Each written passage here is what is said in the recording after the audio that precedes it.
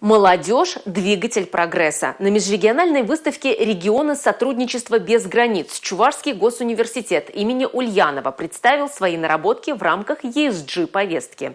Жидкая резина, андроид-промобот, карбоновый полигон. Студенты думают о будущем республики. ESG – зеленая экономика. Большое внимание в ВУЗе уделяют экологии. К примеру, на выставке представили электрошредер – пример использования вторичного пластика. Система измельчает крышечки от бутылок, а после плавки из опилок можно получить разные пластиковые значки. Будущий магистрант ЧГУ представил еще один экологический проект – карбоновый полигон – специальную территорию с уникальной экосистемой для организации контроля климата, в частности климатических активных газов. Благодаря ей можно проводить различные исследования. Мы пытаемся достаточно собрать углерода в пуле древесины или воды, чтобы снизить изменение климата и замедлить изменение температуры на планете.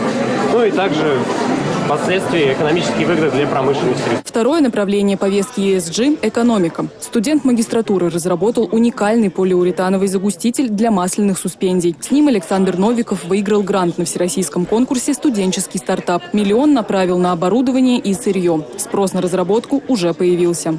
Производители гербицидов на масляной основе сталкиваются с проблемой неоднородности смеси, а загуститель как раз может им помочь в этом. Они увеличивают вязкость, продлевает срок хранения и стабильность системы. Тем самым не расслаивается система и все сохранится стабильно и долго. Мы уже выполнили первый заказ на 500 килограмм в город Волгоград на агрохимическое предприятие по производству удобрений. В этом году, 1 сентября, в ЧГУ откроется высшая инженерная школа. Новый подход в образовании. Для тех, кто хочет развивать машиностроение, электроэнергетику или наноэлектронику, здесь не будет привычных лекций. Их заменит проектная работа в команде. А вместо экзаменов студенты будут защищать свои проекты. Таким образом, получат опыт и практику уже с первого курса. Процесс построен по-другому. Это индивидуальная траектория обучения. Это преподаватели из ведущих вузов нашей страны, конечно же. И эти студенты будут учиться делать и руками, а не только создавать какие-то теории. Ребята после завершения обучения в школе будут готовы на следующий день приступить к исполнению своих обязанностей на производстве.